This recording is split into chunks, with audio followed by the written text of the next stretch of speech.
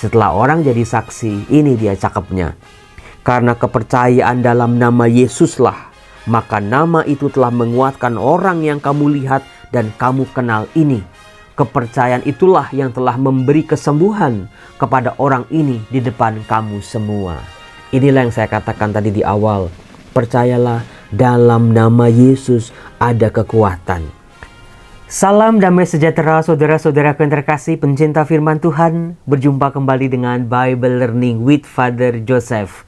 Saudara-saudaraku, bagaimana kabar Anda? Saya berharap dalam video ini saya berdoa pada Tuhan. Semoga Anda percaya pada kekuatan dalam nama Yesus. Semoga Anda semua percaya dan yakin ada rahmat yang luar biasa dalam nama Yesus. Semoga nama ini memberikan Anda perlindungan, kekuatan dan juga kelegaan.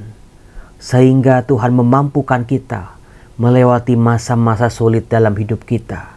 Dalam nama Yesus terjadi kesembuhan bagi banyak orang. Dalam nama Yesus beri jalan keluar bagi masalah-masalah banyak orang. Dalam nama Yesus hiburlah mereka yang bersedih hati. Dalam nama Yesus panggil pulang mereka yang tersesat.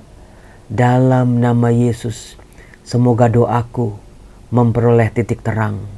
Terima kasih Tuhan Yesus.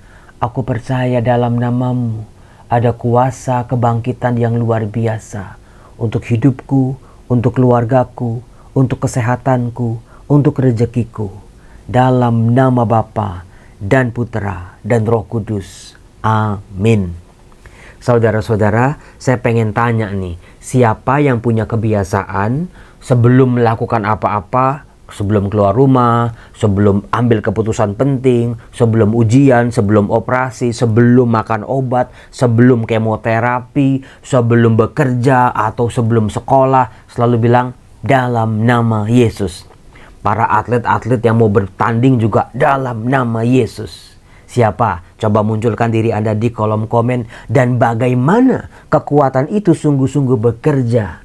Karena praktek ini sudah saya terapkan sejak bertahun-tahun yang lalu. Dan betul, setiap mau ujian, setiap waktu mau defense, setiap mau seminar, setiap mau ngajar, meskipun mungkin saya lagi capek, saya lagi sakit, saya merasa nggak mampu, tapi setelah dalam nama Yesus, semua kesulitan, semua rintangan sebesar apapun bisa saya lalui. Itu yang mau saya tularkan pada Anda. Jangan pernah lupa mulai hari ini dalam nama Yesus. Betul-betul kalau kita percaya ada kuasa dalam nama Yesus, kuasa itu bekerja dalam diri kita. Saudara-saudaraku, kekuatan dalam nama Yesus itu adalah salah satu kuasa, berkat, rahmat yang diberikan oleh Yesus setelah kebangkitan. Lebih tepatnya, kekuatan yang baru disadari oleh para murid Yesus. Setelah wafatnya, setelah bangkitnya Yesus, para murid menjadi sadar bagaimana dalam nama Yesus ini punya kuasa yang luar biasa. Itulah yang akan dibahas dalam kitab Kisah Para Rasul bab 3 ayat 11 sampai 26. Bacaan-bacaan yang dibacakan setelah hari raya Paskah. Menariknya luar biasa. Tapi sebelum saya membahas teks ini yang bagus banget ini, ingat nggak? Sebelum Paskah saya bikin video singkat. Itu saya mau membagikan 10 kitab suci huruf besar terjemahan baru. Kepada Anda yang bilang mau di kolom komen. Tapi yang di video short ya. Inilah pemenangnya. Siap-siap saya bagikan 10 kitab suci huruf besar. Ini dia. Silakan 10 nama ini hubungin saya di DM Instagram. Supaya private. Nama Anda, alamat lengkap Anda, nomor telepon Anda di DM Instagram. Romo, saya pemenang, namanya disebut gitu ya. Kalau bisa di screenshot biar bukti ini nama saya Romo gitu. Nah, tapi bukan Romo Yosef kalau bukan tanpa kejutan. Karena apa? Kemarin ketika saya cek di toko buku obor, ada nggak kitab suci 10 biji? Ada Romo. Romo, buku Romo yang pernah meledak. beberapa tahun yang lalu ketika salib terasa berat dicetak ulang sama obor. Puji Tuhan, puji Tuhan, puji Tuhan. Buku ini sudah laku belasan ribu bahkan puluhan ribu. Dicetak ulang, nanti pemenang-pemenang ini saya kasih satu buku ketika salib terasa berat. Buat Anda yang belum baca buku ini, silakan cari sendiri di toko buku obor ya.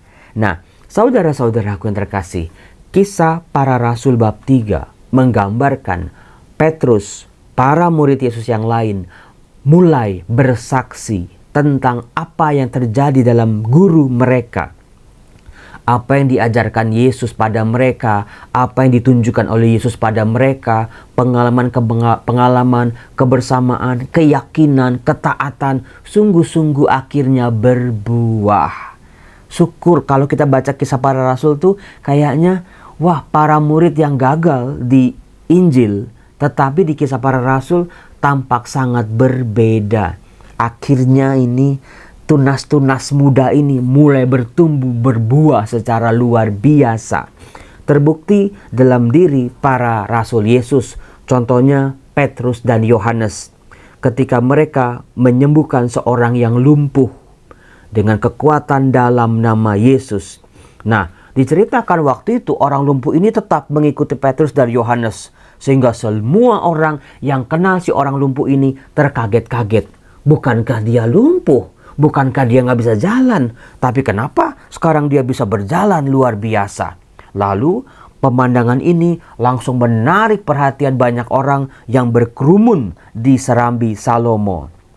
Nah, ini menarik. Ternyata buahnya itu bukan cuma bagus, bukan cuma banyak, bukan cuma indah, tapi berkualitas. Terlihat dalam diri Petrus. Melihat orang banyak yang terkagum-kagum gitu terhadap dirinya yang katanya bisa menyembuhkan orang lumpuh, Petrus berkata, "Hai orang Israel, mengapa kamu heran tentang kejadian ini? Mengapa kamu menatap kami seolah-olah kami membuat orang ini berjalan dengan kuasa atau kesalehan kami sendiri?" Buat saya itu TOPBGT. Dia selesai dengan dirinya. Coba kalau kita ya diberi kuasa gitu, seringkali orang berubah. Orang dulunya polos, punya kuasa, dia berubah semena-mena. Dia jadi sombong. Orang dulu biasa-biasa aja terus dapat rezeki, jadi wah sama orang lain kejam. Orang yang dulu biasa-biasa aja terus dapat rahmat luar biasa, dia berubah total luar biasa ke arah yang negatif malah. Tapi Petrus enggak. Dia enggak mengklaim, dia enggak haus validasi. Meskipun secara kasat mata Petruslah yang menyembuhkan orang lumpuh ini, tapi Petrus bilang, bukan karena kekuatan, bukan karena kesalehan kami. Dikatakan Allah Abraham, Allah Ishak, Allah Yakub, Allah nenek moyang kita telah memuliakan hambanya, yaitu Yesus yang kamu serahkan dan tolak di depan Pilatus. Walaupun Pilatus berpendapat bahwa ia harus dilepaskan. Jadi Petrus ini memang luar biasa. Bukan kita yang besar, Tuhannya kecil, tapi dibalik dalam diri Petrus dalam kesempatan ini dia semakin kecil, Tuhan Yesusnya yang semakin besar. Tuhan Yesusnya yang dia wartakan, bukan dirinya, bukan kehebatannya. Karena Petrus tahu tanpa Yesus dia mah cuma nelayan biasa. Tanpa kuasa kebangkitan, tanpa arahan gurunya, dia mungkin hidupnya nggak jelas. Mungkin dia itu udah kayak Yudas. Tapi kasih Tuhannya yang mengampuni dia secara luar biasa, yang mencoba memahami dan mengerti dirinya dan juga kejatuhannya, itulah yang memulihkan Petrus. Luar biasa. Buahnya ini sungguh berkualitas. Bukan cuma banyak, bukan cuma meriah, bukan cuma indah, tapi berkualitas. Nah, dikatakan kamu telah menolak yang kudus dan benar dan malah menghendaki seorang pembunuh sebagai hadiahmu.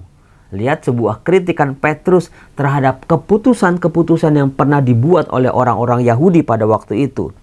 Demikianlah Yesus, pemimpin kepada hidup, telah kamu habisi nyawanya. Tetapi Allah telah membangkitkan dia dari antara orang mati. Dan tentang hal itu kami adalah saksi. Ya, ini dia. Petrus sadar posisinya sebagai murid Yesus, dia hanyalah seorang saksi apa yang terjadi dalam diri gurunya, bagaimana gurunya setelah wafat bangkit kembali, bagaimana juga Petrus menjadi saksi apa saja yang diperbuat, diajarkan oleh Tuhan Yesus sejak dia dipanggil dari pinggir danau Galilea. Petrus menjadi saksi, saksi kebangkitan, saksi hidup Yesus, bahwa Yesus sungguh hidup. Nah, ini dia. Setelah orang jadi saksi, ini dia cakepnya. Karena kepercayaan dalam nama Yesuslah, maka nama itu telah menguatkan orang yang kamu lihat dan kamu kenal ini. Kepercayaan itulah yang telah memberi kesembuhan kepada orang ini di depan kamu semua. Inilah yang saya katakan tadi di awal. Percayalah, dalam nama Yesus ada kekuatan. Nama itu bukan sekedar nama, saudara-saudara. Nama dalam tradisi Timur Tengah kuno adalah simbol, ungkapan apa yang ada di dalamnya. Nama Yesus artinya Tuhan yang menyelamatkan, Allah yang menyelamatkan. Dalam nama Yesus artinya semua pengajarannya, semua tingkah laku Yesus, semua teladannya, semua yang diperbuat oleh Tuhan Yesus, itulah yang mengandung kekuatan. Kerajaan Allah yang dihadirkan, pengajarannya meminta kita untuk mengampuni, meminta kita untuk tidak munafik, meminta kita untuk tidak hanya pamer dalam hidup sebagai orang-orang beragama. Kekuatan dalam nama Yesus termasuk semua itu. Kesederhanaannya, lepas bebasnya. Yesus bebas betul-betul terhadap orang-orang banyak, terhadap para pemimpin, terhadap pemuka-pemuka agama. Yesus tampil sebagai pribadi yang bebas, tidak terkungkung oleh apapun. Nah, saudara-saudaraku yang terkasih, Yesus sungguh berasal dari Allah. Yesus, dalam diri Yesus dihadirkan kuasa Allah, Sang Pencipta alam semesta. Allah yang jauh kini bisa dekat. Allah yang tidak kelihatan kini kelihatan. Allah yang tidak terselami saat ini hadir dalam wujud manusia, yang berbicara dengan bahasa manusia, yang hidup sebagai manusia dalam segala keterbatasannya.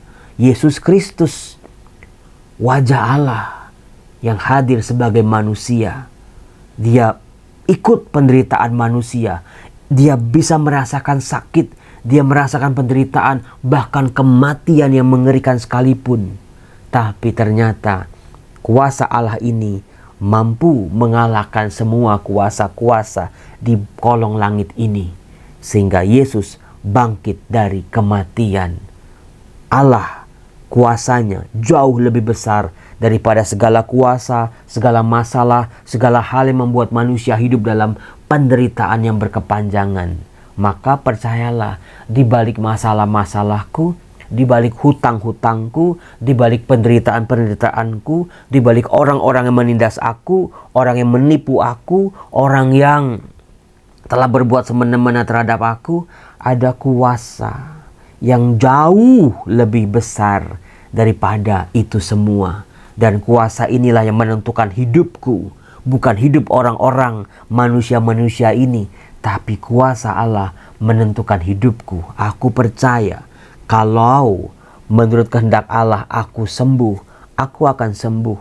Kalau menurut kehendak Allah aku harus menunggu, aku akan menunggu. Kalau menurut kehendak Allah aku harus berdamai dengan penyakit ini, aku akan berdamai. Sebab kehendaknya, rencananya jauh lebih mulia daripada rencana manusia sekalipun.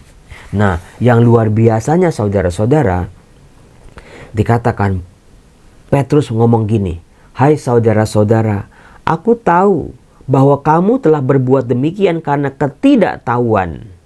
Jadi Petrus, dia mungkin melihat dirinya sendiri. Dia sampai menyangkal ya karena keterbatasan, karena dia nggak tahu. Sama seperti semua pemimpinmu. Tetapi dengan jalan demikian, Allah telah menggenapi apa yang telah difirmankan dahulu dengan perantaran para nabinya, yaitu bahwa Mesias yang diutusnya harus menderita. Ini yang bagian yang paling menarik di ayat 19. Karena itu sadarlah dan bertobatlah supaya dosamu dihapuskan, agar Tuhan mendatangkan waktu kelegaan. Nah ini dia. Ungkapan ini cuma muncul dalam Kisah Para Rasul, waktu kelegaan. Saat kita nggak lagi merasa terhimpit oleh masalah-masalah kita, tapi Tuhan kasih kita masa-masa kelegaan.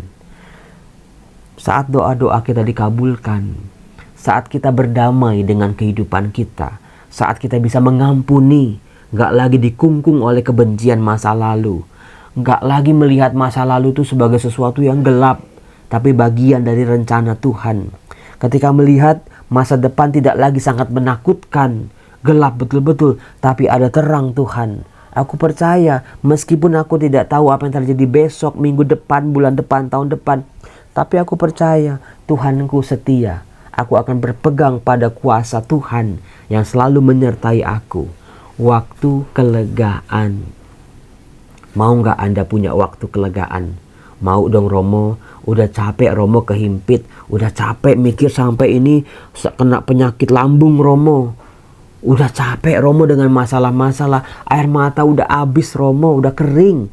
Udah segala macem. Saya harus berjuang.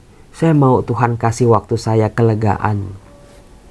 Tapi pesan Petrus, sadarlah, bertobatlah, supaya dosamu dihapuskan, agar Tuhan mendatangkan waktu kelegaan dan mengutus Yesus yang dari semula diuntukkan bagimu sebagai Kristus.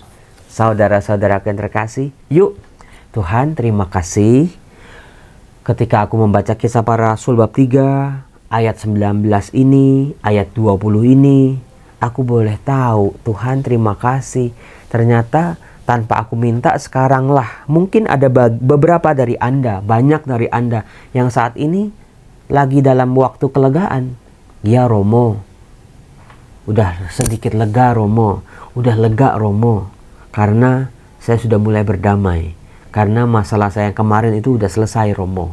Karena konflik yang kemarin sudah nyambung lagi Romo. Masalah yang kemarin sama anak, sama suami, sama istri, sama orang tua, sama mertua, sama ipar, sama besan dan lain sebagainya sudah selesai Romo. Sudah diatasi dengan kekeluargaan dan kasih. Waktu kelegaan. Saya minta Anda untuk memohon itu pada Tuhan. Tuhan, beri aku waktu kelegaan. Masa-masa kelegaan. Entah apapun itu aku tidak tahu. Mungkin gak selalu doaku dikabulkan, tapi kehendak-Mu terjadi dalam hidupku. Itulah waktu kelegaan, masa kelegaan bagiku yang aku harapkan daripada-Mu Tuhan. Amin, amin, amin. Semoga kekuatan Tuhan yang bangkit, kekuatan dalam nama Yesus sungguh-sungguh memberikan kepada kita masa-masa kelegaan. Saat Anda sekarang kalau di masa kelegaan, coba bantu orang yang sedang kesesakan, yang sedang terhimpit, supaya orang-orang juga bisa mengalami masa kelegaan. Terhimpit hutang Romo, terhimpit, aduh pekerjaan ini ancur-ancuran Romo, dagang lagi sepi-sepinya Romo, keluarga saya Romo, aduh, kayak bukan keluarga lagi, nggak ada kehangatan. Lebih hangat kompor Romo daripada keluarga saya Romo. Dingin kayak kulkas 3 pintu bahkan.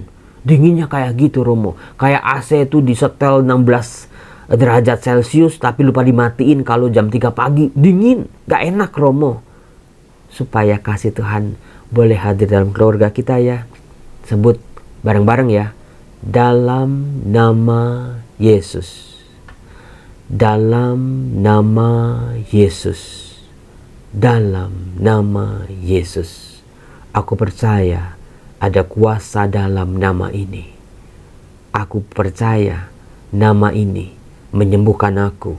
Aku percaya nama ini membebaskan aku dari segala masalah-masalahku. Memberikan aku kekuatan setiap hari. Tuhan berkati kehidupan kami. Dalam nama Bapa dan Putra dan Roh Kudus. Amin. Salam, Tuhan berkati.